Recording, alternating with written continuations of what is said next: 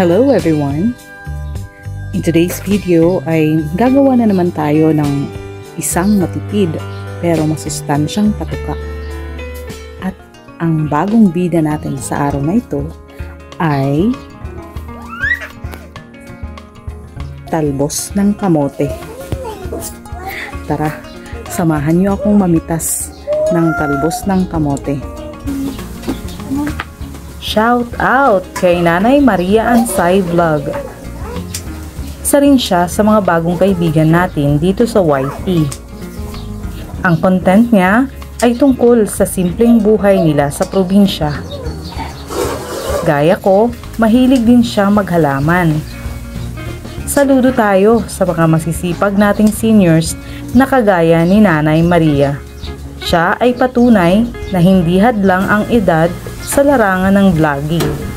Kaya suportahan natin siya para lalong mamayagpag ang channel niya dito sa YT.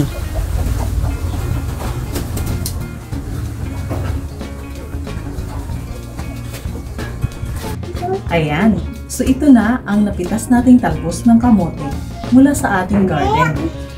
So, umpisahan na nating gumawa ng matipid pero masustansyang patuka.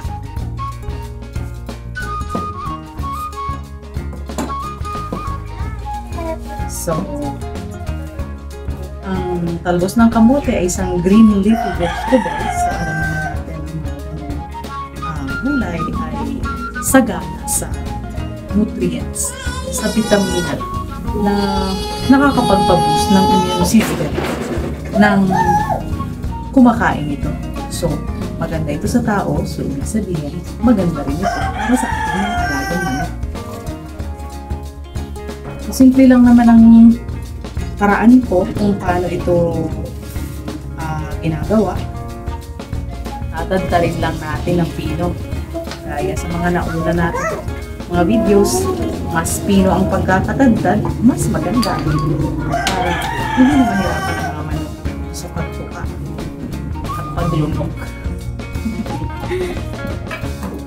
Damihan na natin. Hanggat kayang tapin.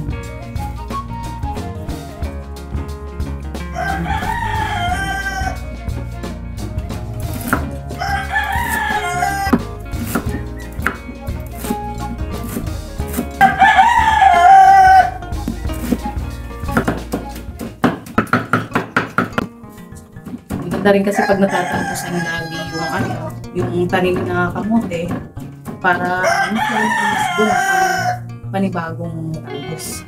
Mas masarap kasi kung diba, kakainin natin yung bandang dulo ng talbos. Tapos i-steam. Isaw-saw sa pagkong. Sarap nito. Simpleng luto, pero masarap.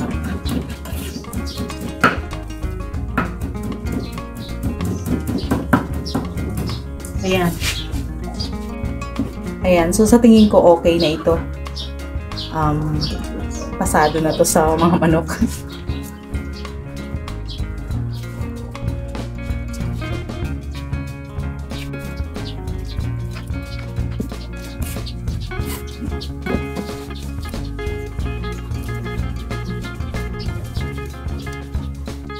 Pwede rin tong gupit-gupitin, pero para sa akin mas madali pagka i-chop. Pero syempre mas madali kung meron kang di-kuryenteng tawag dun, yung chopper or ano tawag dun, grinder. Mas mabilis. Mahal yun. Mag-i-invest tayo nun. Maganda kung pang large scale ang business. Kung dito lang naman at konti lang naman ang aming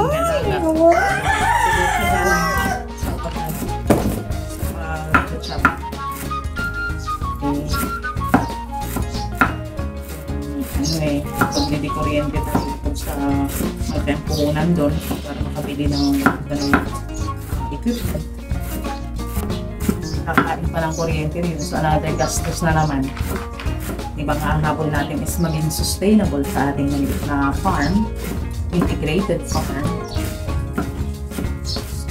iiwasan natin ang sobrang gastos na hindi naman natin afford.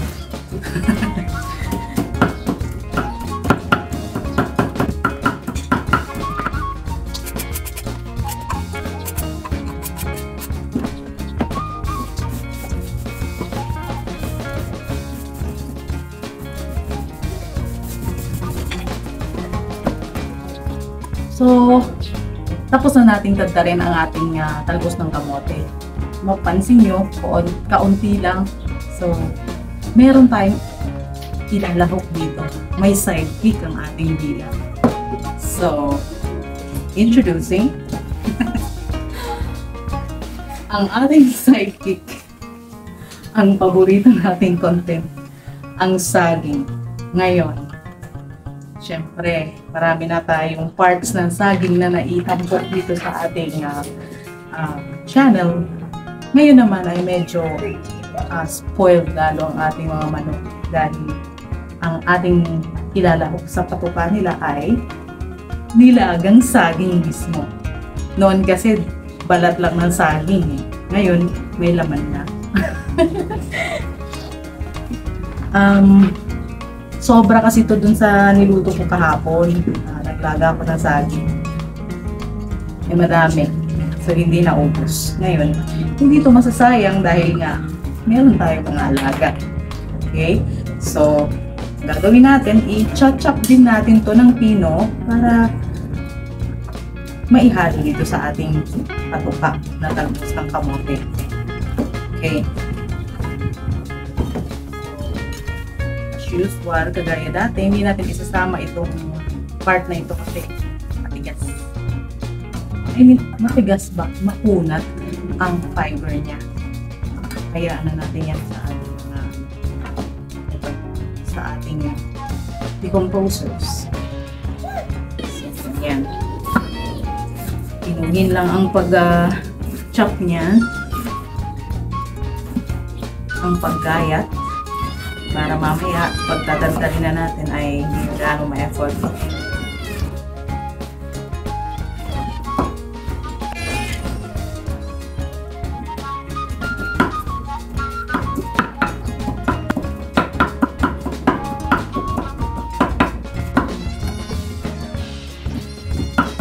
Okay, so ewan kung nakikita nyo, pero ayan, okay na sa akin yung ganito copy. Ayan, nagpakain na naman yan. Okay, so ito na ang ating tinagtad na talbos ng kamote at nilagang saging. Nilagang hinog na saging. So, ang next na gagawin ay syempre hahalukan na natin ng darak ng palay at darak ng mais. Okay, yung darak ng palay.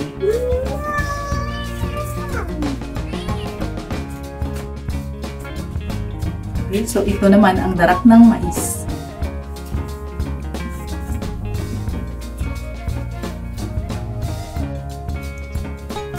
Lagyan natin ng kaunting tubig para hindi gaanong dry ang ating patuka. Kaunti lang, yung sapat lang para hindi masyadong basa. Para hindi gaanong basa ang ating patuka.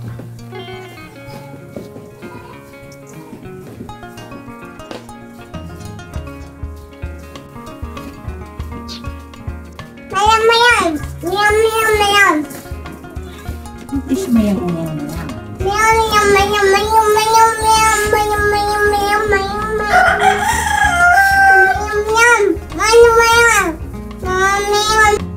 So ito na guys, tapos na natin gawin ang ating mabukid pero masustansyang patuka gamit ang talbos ng kamote with sidekick na nilagang hinog na saging. So ready na tayong magpakain ng mga manok para mamayang hapon. So, samahan niyo ako.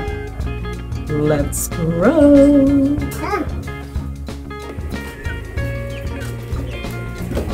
Shout out to our new subscribers. Abel Vlog TV,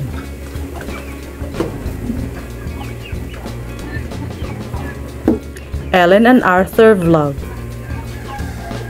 Native Farming at iba pa. Love yours.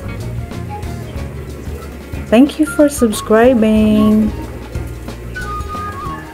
Sa mga new viewers dito sa channel, comment lang kayo kung gusto nyong i-shoutout ko ang channel nyo sa mga susunod na video uploads.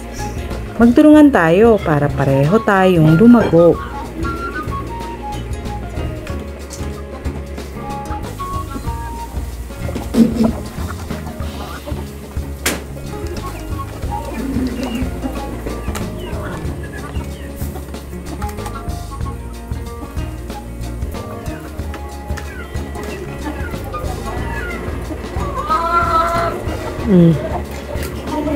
Ba? Busog siguro. Itong mga to ayaw kong lumapit eh.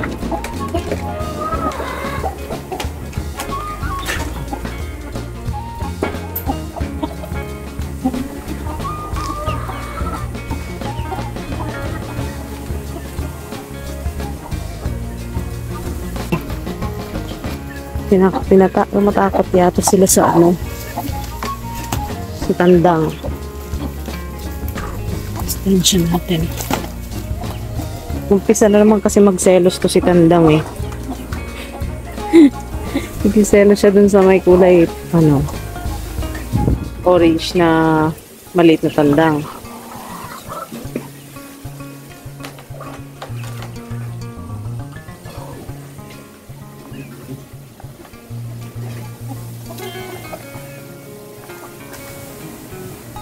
Ayan, so kinakain naman nila. Wala silang choice. Kainin nila talaga yan dahil yan ang kanilang pagkain.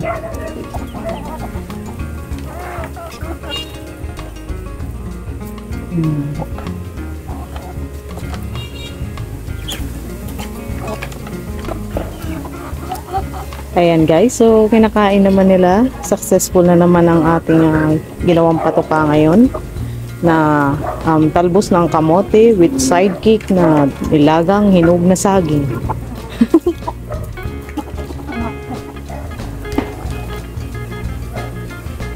So baka humaba na naman ang humaba ang ating video. Hanggang dito na lang, putulin na natin. At sana ay may naragdag na naman sa kaalaman ninyo tungkol sa paggawa ng organic na patuka, matipid na, masustansya pa. Maraming salamat sa walang sawa niyong pagsuporta at pagsubaybay sa maliit naming channel. Don't forget to like and share this video. Kahit di nyo like, please paki-like na rin para may angat, maitulak pa itaas ang ating video. Thank you for watching and don't forget to subscribe. Let's grow!